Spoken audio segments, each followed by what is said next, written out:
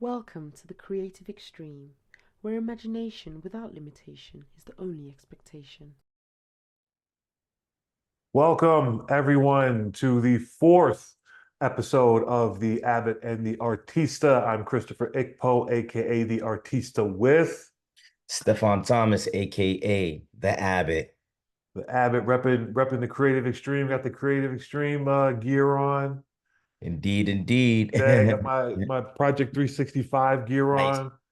How you doing, nice. man? How's it going? I'm good. It's, life is moving real fast right now. So just a Yeah, lot of things happening, work, projects, family. So yeah, but I'm good. How are you? yeah, man. It's like the same, just hectic. It's crazy. We got some. We received something exciting towards the end of was it end of Last last week. week? Yeah, In the Friday. last week that Friday we'll or we'll be able to Thursday. talk more about later. But it's Trinity related, Creative Extreme related. So we've got a lot of things going. We're super excited to kind of share that when it's ready. Huge things coming on that front. But to kind of get back into where we left off with the pod and everything. So we ended March, moving into April, all things noble, fresh off the zombie apocalypse in Platinum City. And we're moving to Noble, making a transition. You remember he was there at the zombie apocalypse. He got sucked Yeah. out, or he got transported out by Cliche, taken to Sir Velacor's library, Mhm. gets out of there, finally gets out of there, and he immediately has to shift back into work mode, right? Like he's back Yeah. on mission. Right, because remember the whole thing's that he's been hunting Ramsey's Hondo, right? He's been hunting this crew of super mercenaries. So that was kind of like his original task, and he's get wrapped up in all this other stuff. And it's leading it kind of this part of it actually culminates. The beginning of April is still kind of part of March. It's still part of Captain Noble's story here. Right, right. Yeah. So he ends up back on the trail of Ramsey's Hondo, traces him all the way to the Himalayas, and ends up going deep into the Himalayas alongside a another ally of his. Um, Steph, the ally. Why don't you go ahead and introduce him? I know it's like Yeah, you're breaking some Shuttershock. news. Yeah. Yeah, during the month of March, during the story that was going on during March, as Captain Noble is going around doing all these missions, he actually picks up an ally, Shuttershock, who is a kind of a mild-mannered guy who ends up with the power to absorb light and then kind of redistribute it, kind of a little bit like Bishop from the X-Men can absorb energy and redirect it. Mhm. He's kind of becomes a living black hole. So he just like absorbs light, but he ends up at New Hero Hospital, which is another one of our creations where people who have just gotten their powers go to learn how to either live with them or be treated for them or to, be able to use them in a more substantial or heroic or just controlled way. Yeah. Shuttershock, his origin story real quick was that he and his girlfriend, he was getting ready to propose to her. He's a photographer and he was doing light writing. They were out at night, and there's this technique where if you set up your camera and you open up the shutter and just let it absorb light, if you've ever seen those videos of those pictures of like the stars swirling in the sky, Hmm. that is kind of what people do. They point their camera up and they just have it take like an eternal picture. It's like when you take a picture, it's like and that captures the picture. But basically, what they're doing is going you know and as is in the exposure of the that exposure allows it's like taking a constant picture. So if something is moving very slowly, if you open a shutter for a long period of time, you see the very slow movement of it. So that's why you see those pictures if you look up stars moving. You can see it looks like a swirl because that's how we're moving. The planet is turning. So he was doing that. And another thing you can do is you can open it up, and if you open up the shutter and point it, and you go in front of the camera and you take a flashlight and you begin to write, it'll capture all the streaks of the light. So you can like write letters or draw pictures. If you look on the internet and look up light writing, you'll see all these incredible pictures of people who've taken different colored lights and they've made drawings in front of these open shutters. Anyway, Shutterstock, the guy who becomes Shutterstock, he's about to propose to his girlfriend, and he's like, "Hey, look through the camera." And he opens the shutter. He goes and writes, "Will you marry me?"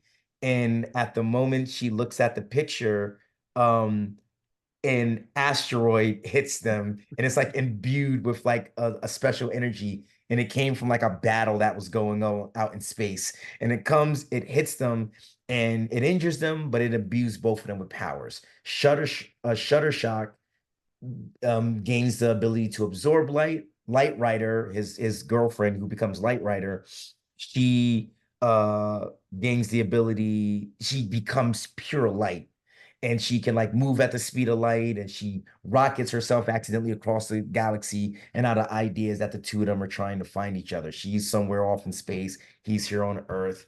And so you got Shuttershock and Light Rider. So Light Rider's not in the picture yet, but Shuttershock is. He's in New Hero Hospital. Captain Noble visits New Hero Hospital, says, "Hey man, like if you can learn how to control your powers, you can be my sidekick while we go and do these missions," because Captain Noble wants to build a team.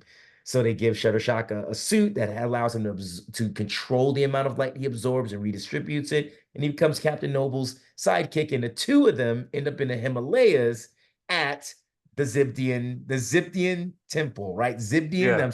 Yeah. The Temple of Genunken, hidden Yes. deep within the Himalayas. And obviously they know they've stumbled onto something. They just don't know what. The Temple in Genunken happens to be a mystical temple home to the deity, the demigod Hosho, and the Zibdian triplets. Um, Hosho is like I said, he's a demigod, right? His purpose is to maintain balance, right? Harmony and balance. Again, that central theme of Trinity of Project 365, and that means good and bad. So if things become too good, too righteous in the world, then he will permit some unrighteousness, some evil to come in and balance it out. And then vice versa, if things get too bad, obviously he's going to help restore, balance with the good. Um, and then his sidekicks or he has three deities that he works with, and these are three select chosen individuals from you know adulthood on through the span of the rest of their life. When they expire, then three more are brought in, and so it's kind of a tradition within the people of the Himalayan mountains who know about Hosho, who worship Hosho, and who serve, the Temple of Genunken to provide their people as the select to be chosen to fill the triplet spot.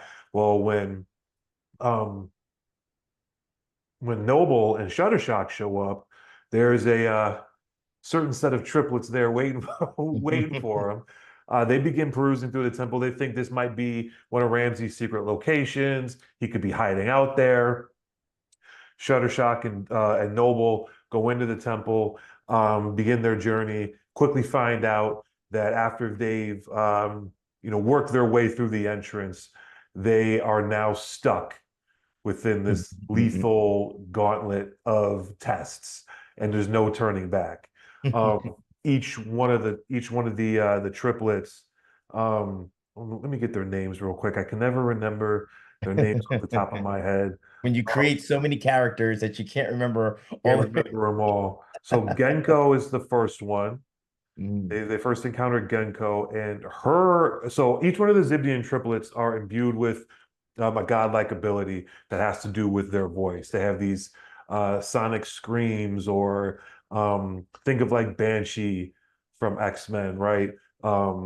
What's her name from The Flash? in all black. Can't remember her Mm. name. Canary? No. Canary, yeah, Canary, something like yeah. Canary, right? But each one of them have a different quality to their vocal abilities. So with Genko, her scream has the ability to induce crippling fear in Mm. people. So Shuttershock and Noble not only have to withstand this, supersonic, godlike power that Genko has, but also overcome this kind of deep comatose state they're both thrown into where they have to confront their worst fear. And then after that gets done, then you just have to engage in combat and you have to beat Genko in combat, which is an extremely difficult task. They end up being able to do that though, after suffering much damage. And then they go on to Dairyu. Dairyu's ability is to use his voice to cause deafness, disorient, right? They can't hear anything, their vision's all over the place, and they have to try to navigate, again, not only that ability, but also Dairyu's fighting ability. They're able to do that. Once they get through that one, Barely. yeah, barely, barely. Then they get through to Dainin. Dainin's ability, she uses her voice that it's like a concussive burst, but it's a nonstop stream. There is no break. Whereas with Genko and Dairyu, there were breaks. They needed to inhale to, well, not with Dainin. She can just, it's just a constant stream. So they have to navigate that as well as try to fight Dainin hand-to-hand combat. They barely make it through these three trials with their lives. I mean, they are bruised, bloodied, battered. Their brains are scrambled eggs because of all the mental torture they went through. They had to dig deep, ounce of fortitude left in each one of them. Then they walk into the temple, and who's there waiting for them at the heart of the temple? Hosho, the demigod Hosho. Well, when they walk in, they figure it's the end, right? Because not only do they have nothing left. Now they got to face the leader of the Temple of Genunken and the Zibdian triplets. But the Zibdian triplets also end up coming back. So now it's four. They thought they defeated the triplets. They're back. Hosho's there, and they pretty much have, just given up. They're like, we got nothing for you. However, Hosho states that, they passed the trials. They passed all three trials, and because they can leave the Temple of Genunken, and he imparts on them some wisdom, some divine wisdom, about the purpose of the Zibdian triplets and Hosho and how he maintained balance and everything. But the key nugget, the key piece of information that Hosho gives Captain Noble and Shuttershock is that there is about to be a cataclysmic, potentially world-ending event happening very soon. It's on the horizon. He won't tell them what it is, but it will forever reshape the entire world and everything and everyone in it. And it will be the ultimate act of balance. It will kind of re-tip the scales or reset the scales in a way that destiny has seen fit. And so Noble obviously being like, okay, like this is not only too much to hear right now because he's barely hanging on with his life, but also he's thinking we gotta tell everybody. We gotta get, we don't, because they don't know exactly what they know. It's coming. It's coming from off world, right? Mm. It's a cosmic thing. They know it's a cosmic threat. They just don't know what it is. So they end up leaving and going and in their travels as they are leaving the Temple of Genunken and going back, they happen to encounter a specific wormhole witch, I believe was the name that you gave Yeah, her, Seth, the yeah. wormhole witch, Worm. Mhm. Fata Morgana. So why don't you Eta tell the people Morgana. about Fata Morgana and what Yeah. she has in Well, store for them? well, the first thing though, but before we even go there, we remember Hosho is, you said like, he's got like he's like a demigod, but we had like that tier of characters, and they're called Everlifes in our world. Yeah, Everlife. Yep. Where we have like that selection, that small selection of characters that have godlike like abilities, who Yeah. have world changing, multiversal kind of abilities. So they're known as Everlives. And I think Hosho is the first Everlife we encounter, unless did we count Sir Velikor as an Everlife? I don't think I we think he's like did. a tier under, like he's multiversal, but I don't think we counted him There as was an always a question mark by his immortality, by his yeah. all power, you know. I think that's one of the things where as we tell more stories and see how he interacts with different characters, we'll kind of decide if he's actually an Everlife or just a really special being of some sort, Yeah. right? Yeah. So I don't know, because he's eternal. He's been around for a long time, Right. but he only has control over that one domain. That So I don't know. one. We that's something that we're still developing. The character is it's a living character, So but yeah, he encounters Captain Noble. I'm sorry, my allergies are making my eyes run. So sorry about that. But Bringing you to tears. yeah, he encounters Fata Morgana, who is a wormhole witch she can send people to, other dimensions, other worlds, but they're all kind of funky. Like they're, for example, I believe she attacks like Washington, D.C. or something like that. She attacks Washington, D.C., and Captain Noble is there, and he's like, come on, more. and she she wraps him up in a wormhole and Yeah. sends him off to another world. Like, well, first the wormholes that she creates, creatures come out of them. So Yeah. now Captain Noble and Shuttershock are fighting these creatures. I think there's a couple of other heroes that show up. They're fighting these creatures, and now in order for the story to continue or for Washington, D.C. to be saved, I think Captain Noble has to get sucked up into the wormhole and Yeah. he goes off to battle creatures. We also didn't mention last time that Captain Noble, the month of March, was written from a first person. It was Captain Noble's journal Yeah. as he was going on this adventure. So he's going on this venture. He gets sucked into this wormhole and his diary is left. For that's how people kind of find it, right? So he has, and the month of March is over a year. It's a year span. So everything that's happening is quite a bit of time. Yeah. So after this year of going through all of this, now he gets sucked into a wormhole, and now he's on like some monster world fighting monsters. I think is what it was. Yeah. Because this won't be the first time he ends up fighting a bunch of monsters, or Well, this won't be the last time, should I say? and because you brought that up, you know what it reminded me of? One of the journal entries from the month of March was his date. Do you remember his date? Yeah, He had his the date comic with strip done for the date is it entry Shafali? with Shafali Chassisi. So just real quick for the audience, as part of his travels and everything, he's all over the place. He ends up going out on a mission, coming back on a mission. He's flying on the jet provided by the United States government and the military, real nice jet, right? And one of the flight attendants ends up hitting it off with him. They, start flirting with each other back and forth. They're having a good time. He asks her on a date. She says yes. Gives him an address of a great restaurant that she loves that she wants to go to. So Noble gets home, gets all done up, puts the suit on, puts the hard bottoms on, gets in the fly whip, hits the road, drives out to the location, ends up in a derelict, abandoned a part of the city. And he's like, this is the address. What's going on?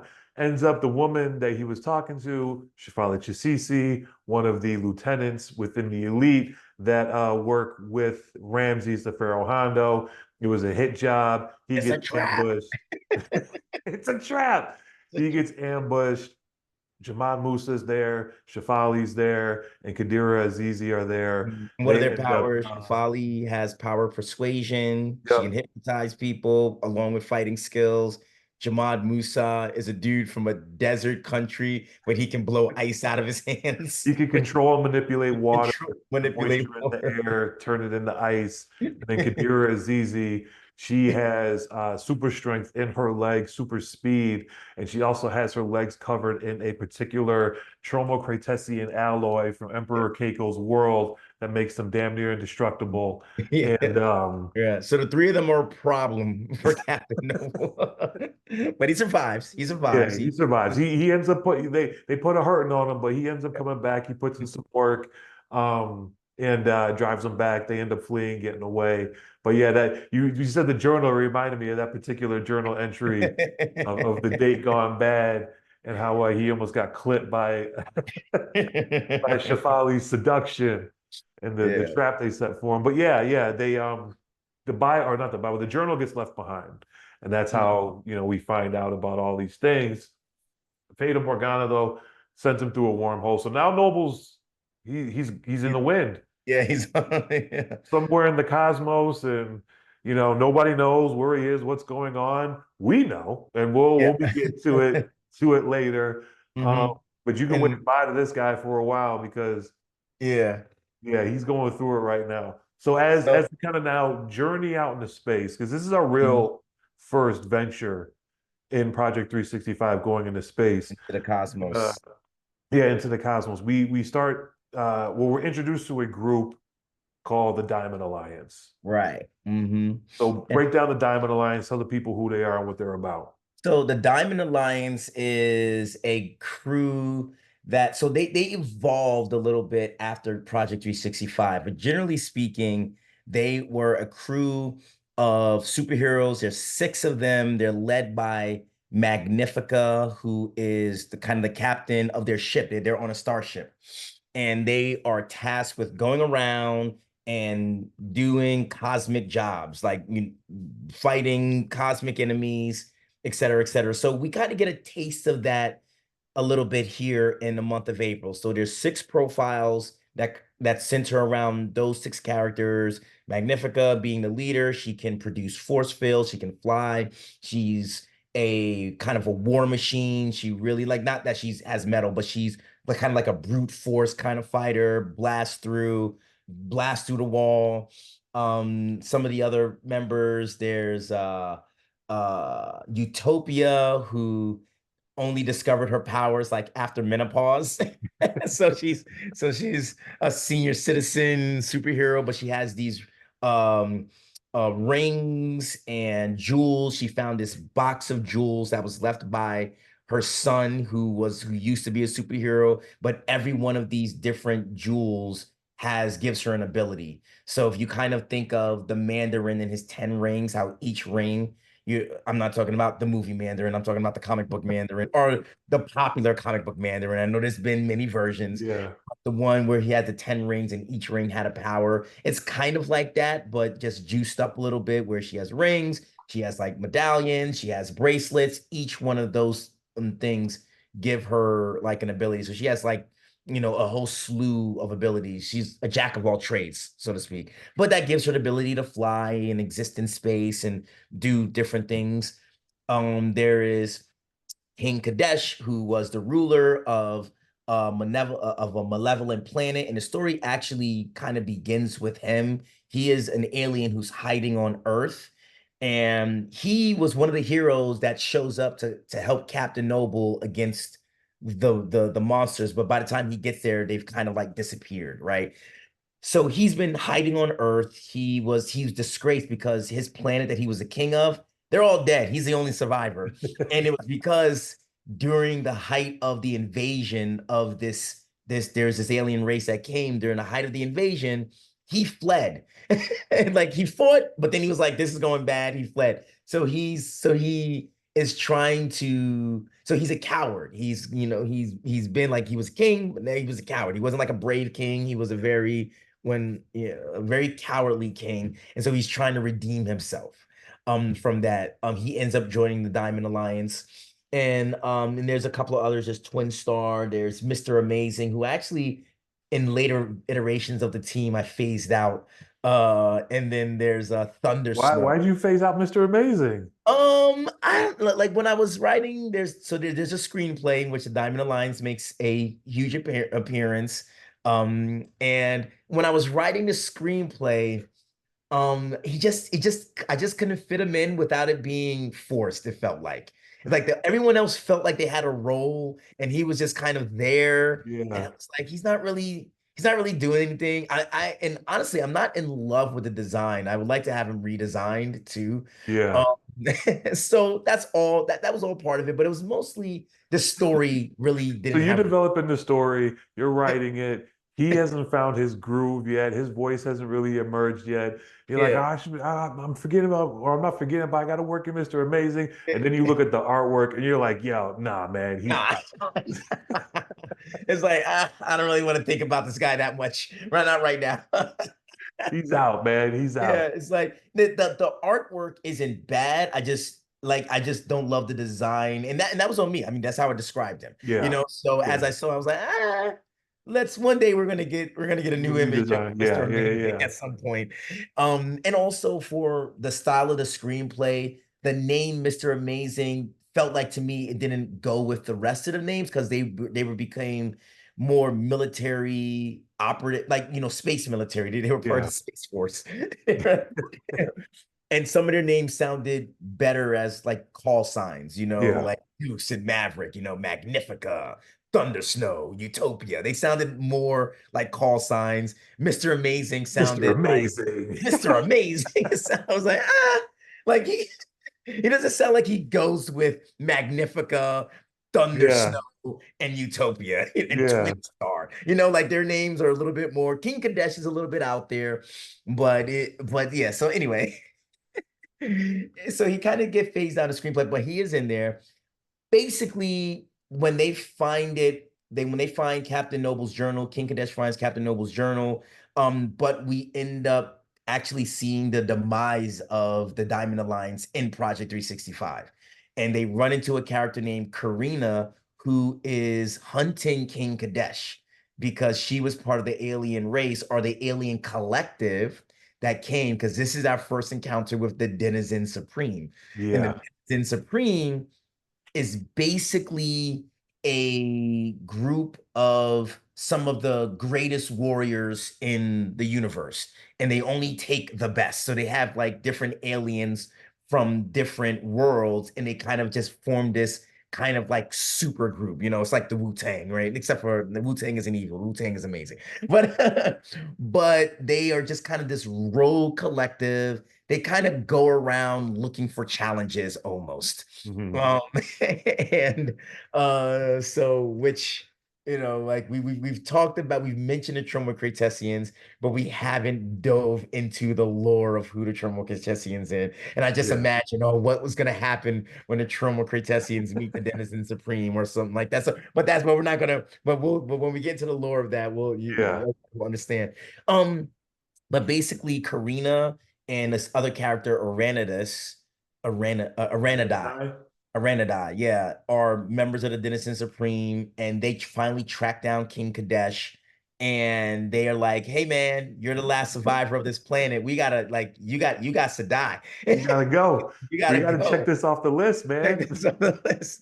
And the Diamond Alliance engage in battle with Karina and Uranidus, and it is an epic space battle. And but the Diamond Alliance, they meet their end. The vast majority of them meet their end in this battle.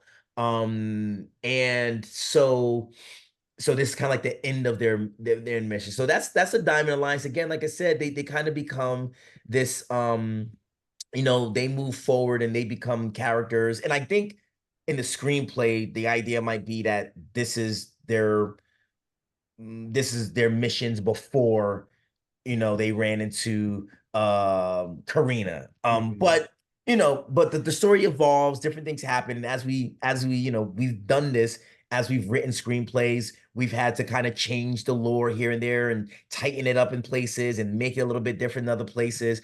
Project 365 really was kind of a primordial a primordial version of our universe. So it has evolved. If you read through Project 365 and then you like see a screenplay years later become a movie, you might be like, well, that's not how it happened in Project 365. It's like, yeah, well, in Project 365, we were writing, 10, 20,000 words a day and just and creating stories off the fly. The screenplay, we took like 2 years to write it. And so, as we think about it, the stories change for practical purposes as well as for story purposes. And then just like I said, it was very much a stories that we wrote on the fly. We planned them, but it was still breakneck. So there are things that would have to change either way. So that's kind of a little bit of the story of the Diamond Alliance. They meet their demise. We also meet Ebb and Flow here. Yeah. The couple Ebb and Flow who trained members of the Diamond Alliance. Ebb and Flow are superhero trainers. And the way they train their heroes is they're a married couple. Ebb has the ability to mute powers. Like, doesn't matter whether they're natural or imbued or whatever. If you're around Ebb, you cannot use your special abilities. You are a human, no matter what, if you're around Ebb. Flow has the ability to enhance your powers. He's like a supercharger. So the way they train heroes is Ebb trains them in hand-to-hand combat. So Magnifica was one of her prized pupils. And basically she was like, hey, when you're in a room with me, you can't use your powers. So what happens when you don't have access to your powers? You actually have to know how to defend yourself. Yeah. So Ebb spent years and years training Magnifica in physical abilities and how to fight when she can't use her powers. Meanwhile, Flo taught her how to tap into the deepest well of her powers. So if you trained with Ebb and Flow, you were a freaking beast. You were nice. You knew how to fight. You knew how to use Super your nice. the max. There was no like Ebb and Flow turned people into absolute monsters. Oh yeah. In the combat. And so we meet Ebb and Flow, we meet and we figure out how they do that. Ebb, of course, goes on to be Ebb's powers go on to be a huge thing because they use her powers to create cages or, we see those things in like X-Men when they put the collars on and it mutes their powers. Power dampening collars. So we take that to like a huge extreme, hence the name Creative Extreme. And we figure out, how to make it so that we can use Ebb's powers to do that, to build Ebb cells and Ebb necklaces or collars and Ebb all kinds of things. We go crazy with the Ebb tech. There's no greater, I think, application of the Ebb tech than the super, super top secret global penitentiary for hyper beings known as the Enclosure. The Enclosure. Which is just completely outfitted with Ebb tech everywhere. Everywhere, yeah. Everywhere. Which we'll get into that more later. But the Ebb tech is it's like it's impenetrable, it is. And so it's one of those balance things in our world. Anyway, so you got the Ebb, you got Ebb and Flow, and then we kind of shift to we shift to Minos. We kind of get into a little bit of politics here. Yeah. So just from a high level, let's the way the intergalactic governing body works is there's something called the Unity. The Unity is the collection of all the galaxies, star systems, the planets within those, the species within those, who all want to come together to, form a governing body, set rules, laws, regulations, and everything for the entire universe to follow. Within the unity is comprised of these, like I said, these star systems, these galaxies, these species who have all signed something called the Simpan Treaty of Galaxies. This is basically the I don't know how to say it or what's comparable to it, but almost like the United Nations, right? Yeah. But for space. They've all signed into it. They've all agreed to abide by all the laws, rules, and regulations set forth by the Simpan Treaty of Galaxies, and they will then, become a part of the collective. Within the unity, then, each galaxy has their own militia. Our galaxy, the Milky Way, has the Galaxius Kyklos Force. So that's for, our region of the universe. But each galaxy has their own military, so on and so forth. And as you can imagine, each one of these members of the Unity who have signed the Sibin Treaty of Galaxies has their representatives. And Apestel Manos, or Manos for short, she is a representative from the Sphygmos planet, I believe. And she ends up meeting members of the Diamond Alliance, King Kadesh, Magnifica, the whole nine, learns their story and everything that's been going on. And but yeah, that's really the first, I think, introduction into kind of that larger cosmic intergalactic political system that we have set up, which again, we'll get into more as Project 365 continues to go because it gets deep. Yeah. I touched on it a little bit in the first Trinity lore video that's out there. It's up on YouTube now. Go check it out. But yeah, we'll definitely dive into the weeds on that one later. But Yeah. after this, we get into Fata Dracana. Yeah. And Fata Dracana is Fata Morgana, who but morphed into a creature. Yeah. and that the wormhole witch becomes a giant. I don't even know. Yeah, I'm not sure what she's like, a half snake, half like giant serpent creature. It's just wreaking havoc. Apparently, yeah, so it kind of comes back to Earth after, the Diamond Alliance. Yeah, the Diamond Alliance are kind of sent by Menos to to encounter, that's kind of that sets up the collision course with the whole thing with the Denizen Supreme and them kind of meeting their fate against Karina. And basically, we come back to Earth and we're kind of brushing over some things.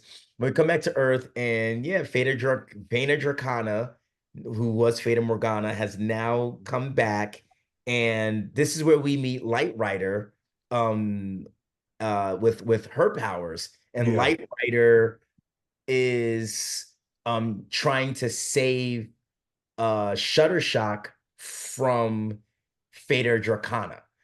Yeah. And so this is when Light Rider and Shuttershock finally meet. It's been a while. Years, right? It's been years. Like this is spanning years. Like the months of March and April are just long times. There's a lot going on. And yeah. So it ended up being a battle. I believe Shuttershock and Light Rider together defeat Fata Dracana. But then she can't stay, right? Or she goes like through the wormhole or something like that. Yeah. Light Rider. They can't exist. They can't exist side by side because she's pure light and he's a black hole. So star-crossed lovers for real, man. Star-crossed lovers. So she has to leave until one of them figures out how to coexist in each other's presence. Yeah. So they are, star-crossed lovers who cannot be near each other. And because if they take off their suits, then he's gonna absorb her, and it's just gonna be not great. So yeah, so she has to go back out into the cosmos. And I think after that, what do we go to next? What comes after? Dr. ESP, Dr. Elizabeth St. Pierre Right, pops up back at New Hope Hospital because Imperial Hospital. Yep. they're looking for they're still looking for Noble. They're They're trying to still find looking for Noble. Still looking for Noble. And when a mission needs to be done, you call in the best of the best. And that is Lieutenant General Rashard Bonds, Bonds. aka Lou, the best soldier in the world, who, of course, was created to fill a spot. We talked about this last time, or not. I don't know if it was in episode 2, I think it was episode 2, or maybe it where was we one. I can't remember. yeah, and we said we had the situation where it was when we were talking about going to the library. No, was that to going to the library? No, he didn't go to the library with it. We Not this time. That's not this time. later. That's right. That comes later. That comes later. Yeah, but we needed this is one of those places where we needed a character to kind of fill a spot. We created Rashard Bonds, and he was not a character that filled a spot. He became a focal point of the project. Tell us about Lieutenant General Rashard Bonds. Yeah. I mean, it was, yeah, like you said, it was just a character that kind of took on a life all of his own. And so we filled the spot with Lieutenant General Rashard Bonds, and he was the heir apparent to Captain Noble, right? The world's greatest soldier, a United States military asset, born and raised in Chicago, of course. I gotta make him from my city. Um, Grew up though in an environment that was stricken with violence. Particularly uh, some peculiar artillery that was acquired from foreign sources, and this artillery just happened to be some tech that was provided by none other than Ramses the Pharaoh Hondo and his mercenaries. This hybrid tech, Tromocratesian Earth artillery weaponry began spreading like wildfire as a part of a greater plan, which we'll touch on later. But eventually, it found its way into the city of Chicago, and crime and violence, just like it did everywhere else in the world. So it's not just Chicago. Jumped up, and in that, Lou decided, obviously he wanted to stay off the streets. He didn't want to get into that.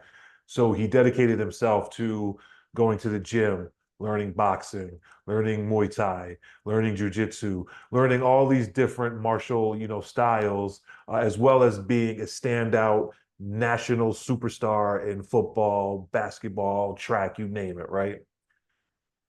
As opposed to going to college, though, right, or whatever scholarship he wanted to go to, whatever school he wanted to go to, he decided to enlist in the United States Marines because he wanted to make a difference, and he wanted to stop that flood of weapons and tech, not only into Chicago, but into all the cities and all the different communities around the world that was just accelerating death rates and violence everywhere. And in that, dedicated himself to becoming the greatest soldier he could be. In no time, he jumped the ranks, got recruited to start doing black ops for the United States government within the military and Department of Defense, jumped the ranks there, became the man. If you needed something done, whether it was one of our other characters, Senator Knox Hyde, has a line in the screenplay for the Alpha Initiative where he basically lists off North Korea, Russia, Iran, Iraq, all these places, solo missions, successful. Lieutenant General Rashard Bonds, in and out, gets the job done, dolo, no crew, nothing. That's him, right? That's him. And heir apparent to Noble. Once Noble's gone, he's on the trail. Where's Noble? He gets the diary. He goes to the New Hope Hospital, speaks with Dr. ESP, and as he's doing that, he comes across a case of a person called the Sentinel, Gary Allen. Gary Allen is a former soldier. He's a veteran who undergoes a particular procedure, but it doesn't go very well. And this particular procedure occurs because of the procedure that Lieutenant General Rashad Bonds went through. So the very first iteration of a super military group is what we call the Alpha Initiative Zero. This predates Project 365. The Alpha Initiatives in Project 365 eventually gets to another Alpha group later on down the line. But Lou's origins are with Alpha Initiative Zero. They undergo a procedure to enhance their abilities. The United States military, United States government partnered with a global tech conglomerate called Universal Intelligence. We'll also get into them a little. We've already touched on them actually, Yeah, but we they did. become more prevalent later as well throughout. But Universal Intelligence has developed a nanotechnology that's infused with telepathic, telekinetic, and psionic energy harvested from cells that were taken from brains of the world's most powerful telepath, telekinetic, and psionic hyper beings, right? The government doesn't know that part of the They story. don't They know that just part. know that Universal Intelligence has some incredible biotech. Right, right. So they figure that it's the opportunity of a lifetime, right? Let's experiment. Universal Intelligence is like, this is the opportunity of a lifetime for a whole different reason. Again, look, when Alpha Initiative Zero gets made into a film or a series, you'll find out why, right? But so they get these nano cells infused with this telepathic, telekinetic, psionic energy, and they then eject these cells into Bonds, as well as the rest of his crew, the Alpha Initiative Zero. Now, the nanotech immediately bonds, no pun intended, or fuses with every single cell in Lou's body. Every single cell. So now each individual cell can autonomously communicate with one another, just giving Lou and the rest of Alpha Initiative Zero unparalleled speed, quickness, agility, strength, all these as well things. as coordination, because their cells can talk to the cells of their fellow soldiers Of their too. fellow soldiers, right? Yeah. Interpersonal communication on a cellular level. Cellular level, It's like I don't know what how can you not like it's like that feeling you get when you're in the zone, like if you're playing a sport or if you're partnered with somebody, you're in the zone and you can anticipate them, they can anticipate you, you're on the same page, you don't have to say anything, right? It's that to the millionth power Yeah, right. with the Alpha Initiative Zero team. And then they also get a top secret material, 1,000 times stronger than graphene, extremely lightweight. They get this grafted to their muscular and skeletal systems to give them enhanced durability so they can undergo an insane amount of punishment and still be okay. So Lou and the Alpha Initiative Zero successfully go through this transformation or go through this experimental procedure and make it out. Fast forward many, many years, many, many missions, tragedies, just this very, very long history. Lou ends up being the sole survivor of this group. And now this Gary Allen has popped up and he's exhibiting symptoms of that same procedure. Lou obviously has to go check it out. When he does go check it out, he ends up finding that Gary Allen underwent a kind of bootleg version of this procedure because you can't just let it be, right? Everybody has to try to replicate this to get their own super soldiers. And but his particular nanotech in his body is corrupted and it's being controlled by a unknown entity, and it's essentially turning him into a domestic terrorist. It's causing him to wreak havoc within Platinum City, and this obviously is a problem. So Lou goes to go take him down. I think did he team up with the Platinum City Knights and they go track down? I want to say that was part of it. That was part of that. Yep. The Platinum Yeah, so City. they go track down Gary Allen, who's now going by the Sentinel, is his operative name, the Sentinel.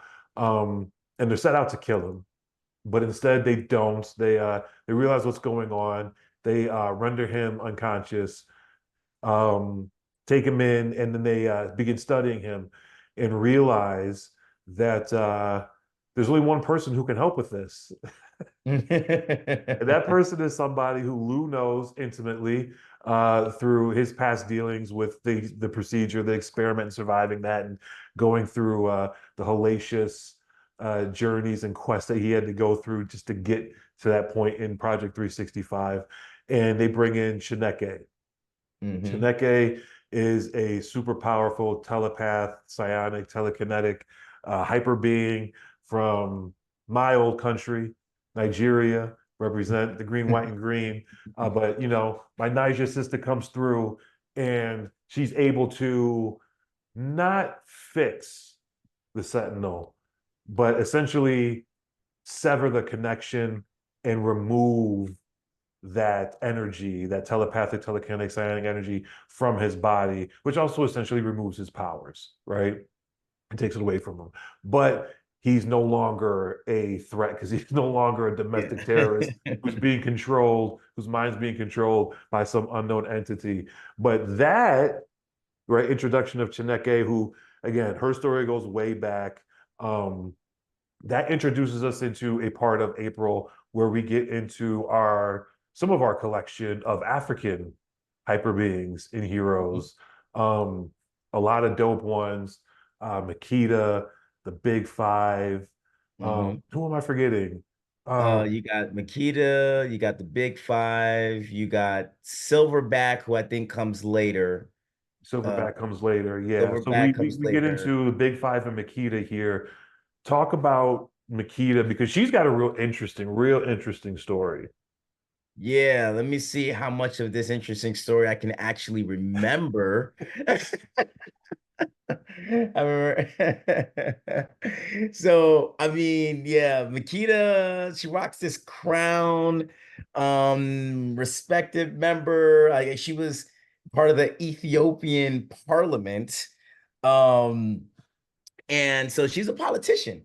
And so which we get into some what's some political stuff as we go through this story. I mean, of course. But so I think what was her powers? Her powers stemmed from The Gauntlet. the gauntlet, right? The gauntlet that was attached to like her The crown. crown. Yeah, that was attached to her crown. And that's so funny. I haven't thought about Makita in a Well, while, Makita's actually. dope. Makita is actually one It- of the heroes or the characters that always kind of jumped out to me just because mm, it was different, right? We're dealing in our universe of all these hyper beings, all these people with these special abilities who are getting mhm, them from, you know, whether they're born with them or they obtain them through some, you know, occurrence that takes place, or, mhm, you know, it's a cosmic entity and they just happen to have these abilities. It's natural for them, right? You know, or mhm. experimentation.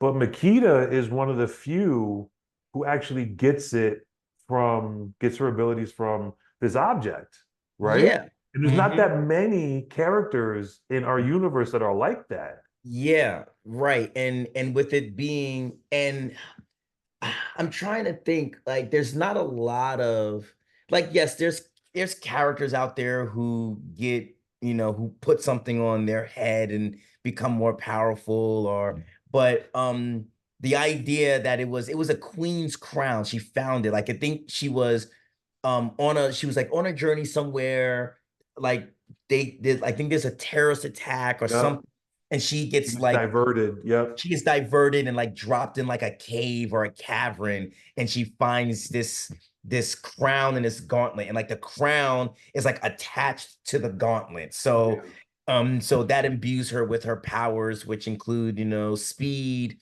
hyper agility, some strength. And I think there's some I it's so funny. It sounds so weird to be like but like this is a project. We did it in 2016 and we haven't like been too intimate with all of these characters because we took time to focus on a few. So we're literally talking about some of these characters in depth for like the first time in a couple of years. I know that sounds strange. I know you're like, but you create all the characters. Like, yeah, we created a ton of characters. Hundreds. Hundreds. Hundreds of characters. Oh, like, And since Project 600 365 has characters. been done, as we've expanded writing Yes. There's even scripts for more the characters. series or screenplays, we've added more characters, Characters. more stories and everything. So yeah. So yeah, it is very interesting when we start like reminiscing about characters that we created, and we're like, oh man, I haven't thought about that character in a while. And as you saw earlier in the episode, it's like when we had to look up the names of our own characters. Yes, we did. That does not make us bad. Hey, but don't get it twisted. There are characters. So There yeah, are don't think you characters. can rummage through, find a random one and try to run off with it on your own. Right. It's like, oh, they might not realize that I've used this character. They have so many. We know. So it's but yeah, I really liked that idea too, just that having an object that imbued it, which is, not not a revolutionary idea, but that's one of the things I do like in fiction is, when someone has their powers aren't necessarily innate and they have to use an object, I think that causes a lot of opportunity for different conflicts, different ways that a character can interact with that object, what Right. the symbolism of that object, the idea that it's that easy, not that easy, but if someone else got it, what would they do with it? Yeah. That kind of thing. So Because it goes into the with great power comes great responsibility, right? sure. But with Spider-Man, you can't take his powers from him. Right. He is who Yeah. he is, right? Mhm. But with Makita, like you said, if somebody else gets a hold of the crown Wow. and the gauntlet, Mhm. what Yeah. happens? And not only that, but then what does that make Makita? Is Makita actually the one who makes the crown and the gauntlet Mm. something that's valuable, Or does the crown and the or does the gauntlet crown make make her? Makita the Mhm. valuable asset? Yeah. Because like you said, anybody could have found it. Right. The story would have been completely different. But when Mhm. she found it, it became her story, and and that's another interesting thing to me. It's kind of like with the Juggernaut, right? Finding that magical stone Yeah. turned him into the monster that he became, because of all the internal conflict he had. The crown and the gauntlet falls into the wrong hands. Somebody with, unrighteous, evil, wicked Yeah. ways. Now it's a completely different thing. Right, exactly. And it's interesting because we, later on in this month, just actually a couple of profiles later, you do get McLon, who then you dive into a whole thing, which even though she's in April, we're kind of running up against our hour here. So we might have to do April part 2 because I didn't Yeah. realize this. This is so I didn't as we were, preparing for this episode, it was like, all right, today we're going to talk about April. And we knew that April kind of had a bunch of different stories. Yeah. In January, February, and March, they were kind of central stories. January was, about Platinum City. February was about the Sister Clique. March was about Captain Noble. April is about like 5 different things. Right. Right. They got a bunch of story arcs in April. Yep. It goes to space, it comes back. We're in New Hero Hospital, we're in Africa, we're all Yep. over the place. So it's interesting because that ends up making it take a lot longer to talk about April because, like I Yeah. said, April, like McLon is that's going to take a while to kind of really dive in because her story is so extraordinary. You have Yeah. General Hank Garrison, who we've touched on, and Yep. you also have Tamara Bland, who is the wife of Frequency. Frequency. Remember the character who got arrested because he killed some people when he was possessed by a zombie. Yeah, he got killed, was brought back to life brought back to life. by an evil zombie, was possessed by the evil zombie, Uh-huh. killed the police officers who killed him, got saved by McLon. Killed the characters that killed the police officers that killed him, right? Got saved by McLon, turned back to human, was reunited with his wife Tamara Bland. Yeah. Then, he gets arrested because he killed police officers. He's a cop killer. Yeah. But like we talked about before, that joint, Yeah. man. For anybody watching, if you know anybody in streaming or whatever, just play that clip of that episode of our pod to whoever it is that's a decision maker. That's a limited series. That's a limited series right there. That's going to be out of this world, man. So, but you know what else about April too? Because like you said, we got a bunch of different story arcs. We got, all right, so the Zibdian triplets and Hosho. Mm-hmm. And then at the very end of the month, we have Toki Mizushima, right? Mm-hmm. They're both a part of Musashi story. Mm-hmm. And that's one of the series that we have, the Dark Yokai. The Dark You have Yokai. Lieutenant General Richard Bonds, right? And Mm-hmm. Hank Garrison, who are part of the screenplay, the Alpha Initiative Zero, that we have, right? The screenplay we have. Then you also have Mictlan, aka Dr. Lucia Yanez. She has her own series. As a series that we have episodes written for that too. And we have episodes written for that we're working on. Mm-hmm. So you got 3. Oh, you're missing one. Because the Diamond Alliance, Magnifica, is part of a screenplay we have for the Diamond Alliance. Magnifica is part of this. April, I did not realize. I was today years old when I realized April had so much material in it. It's got 2 screenplays and 2 series. Two series pilots already. This month alone. That's already written. Just came out of April. So yeah. That's and we have more to talk about in April. So this is going to be a to be continued because we have to get into the other African heroes. There's like a like if Captain Africa was around, this would be his Avengers. This would be, his and the Big 5 in April. Yes, also the Big 5 is April. In Alpha Initiative Zero. So there's a lot of heavy hitters. That's a good area. And we still didn't even dive all the way into Chineke. So there's a lot more in April. We're only like halfway through. And Chineke's in the Alpha Initiative. Absolutely. Mm-hmm. Yeah. And Bookmark makes an appearance, and he's part of Sir Velacor's court. So that happens again. So there's April. There's a lot going on in April, but but I want to give those stories some time to breathe too. So for sure. Oh, and we can't forget about Kid Jen. The Kid Jen story might be one of the funniest joints that we. For all the Project 365, the Kid Jen is a wild boy. That was part of Captain Noble's. No, that was part of Lieutenant Richard Bonds's recruiting trip. Yeah, when he was going around. Yep. He met a couple of heroes or a couple of potential heroes, and they all turned out to be not useful. And Kid Jen was the least useful of them all. But Kid Jen's story, though. He's a wild boy. He's a wild boy. Hilarious. A wild boy. So well, we'll get into that. All that April part 2 on the next pod, and if we have time, we'll start getting into May.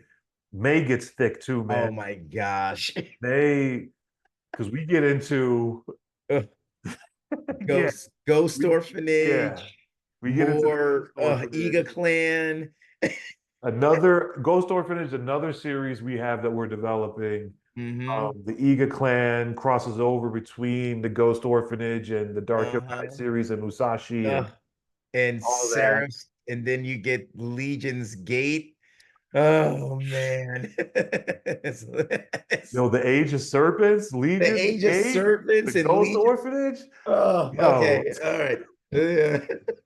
That's a preview. No, man, April and May might be 4 or 5 pods. Yeah, I'm starting to think that might be the case. There's so much going on. So we get into it, but we'll get into, like we said, we'll pick up where we left off next pod. That's it for episode 4. Thank y'all. Please visit the website, www.thecreativeextreme.com. Also check us out on all socials. Like, subscribe, follow, share, comment, all that social media stuff. But until next time, I'm Christopher Igbo, aka The Artista. And I'm Stefan Thomas, aka The Abbott. All right, y'all. Take it easy. Peace.